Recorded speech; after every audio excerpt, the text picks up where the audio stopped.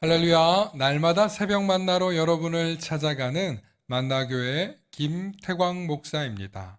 오늘도 하나님의 말씀을 통해 하나님의 나라와 의를 구하며 이 세상을 아름답게 만들어 가시는 저와 여러분들 되시길 소망합니다.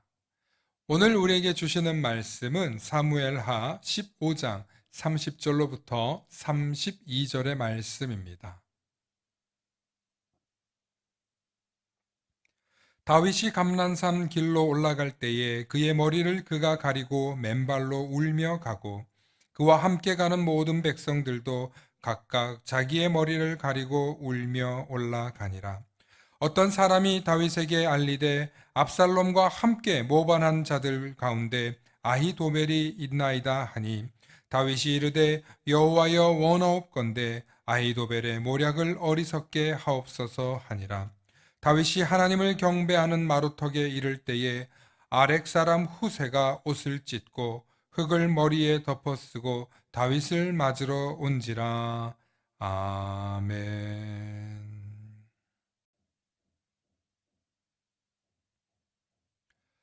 오늘은 두발 피아니스트라는 제목으로 말씀의 은혜 나누고자 합니다. 중국에 류웨이라 하는 두발 피아니스트 겸 작곡가가 있었습니다. 2010년에 중국에서 혜성같이 등장하여 수많은 사람들에게 꿈과 희망을 준 인물입니다. 그는 10살 때 친구들과 숨바꼭질을 하다가 피복이 벗겨진 전선을 잘못 건드려 두 팔이 다 타서 바스라질 정도로 크게 다쳤습니다. 비록 두 팔이 없었지만 류웨이는 수영이라는 꿈을 찾아 전국 장애인 수영 대회에 이관왕을 할 정도로 우수한 실력을 갖췄습니다. 그리고 나중에 장애인 올림픽 금메달을 향해 구슬땀을 흘리고 있었는데 올림픽이 얼마 남지 않고 온몸에 원인을 알 수 없는 피부병이 생겨 더 이상 수영을 할 수 없게 되었습니다. 얼마 후 류웨이는 그럼 발로 할 수 있는 일은 무엇이 있을까 하고 찾았는데 발가락으로 할 수 있는 일은 피아노였습니다. 류웨이는 포기하지 않고 피아니스트라는 새로운 꿈을 품었습니다.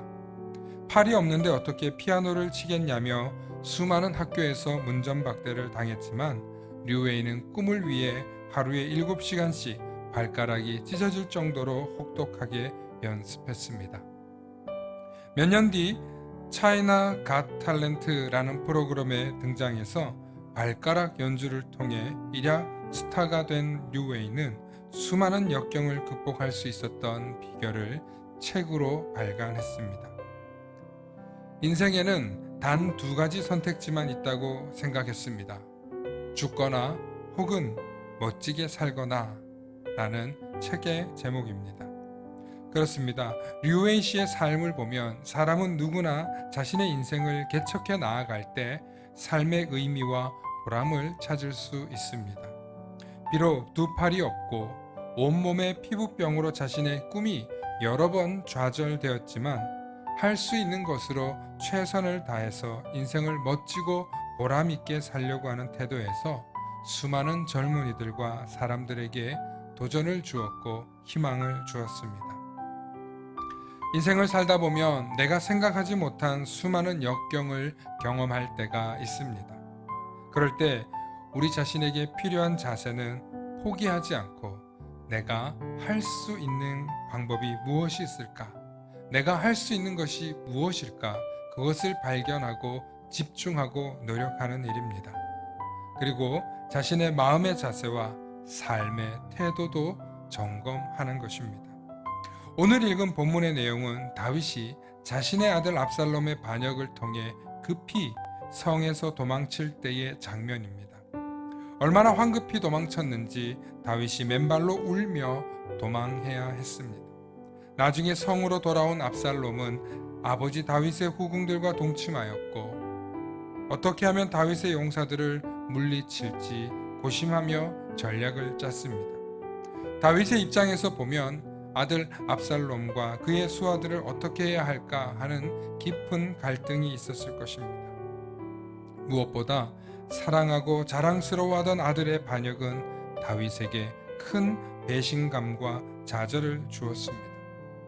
성경의 인물들 가운데 가난한 집의 막내 아들로 자라 일국의 왕이 되기까지 올라간 인물은 다윗이 최초입니다. 뿐만 아니라 그의 삶을 돌아보면 골리앗을 물리쳤지만 그때에도 성공은 했지만 그의 장인인 사울 왕에게 쫓기는 아픔, 친구인 요나단과의 우정에서 그와 헤어져야 하는 아픔, 그리고 이 나라 저 나라에 숨어 다니며 이방인의 서름 등 다윗의 젊은 시절은 시련의 연속이었습니다. 그럼에도 불구하고 다윗은 이스라엘의 왕이 되었고 결혼을 하고 일국의 왕이 되어 중년이 된 다윗에게도 여전히 시련이 찾아왔습니다. 다른 지파의 반역 세력이 여전히 남아 있었기 때문에 사랑하는 아들 압살롬과 그 세력들이 함께 힘을 합쳐 모반을 꾀하여 아버지인 다윗을 죽이려 했던 것입니다. 결국 다윗은 중년의 나이에 맨발로 도망쳐야 하는 고통을 겪었고 심지어 조롱의 소리마저 들어야 했습니다. 삶은 항상 형통하고 모든 일이 성공하는 것이 아닙니다. 반드시 고통이 있고 시련은 찾아오게 마련입니다. 문제는 그것을 어떻게 다룰 것인가? 그런 일들을 경험하고 겪고 난 뒤 우리가 어떤 자세로 헤쳐 나아갈 것인가입니다. 고통을 느끼기 때문에 살아있는 것입니다. 그리고 살아있기 때문에 파도와 비바람도 느낄 수 있는 것입니다.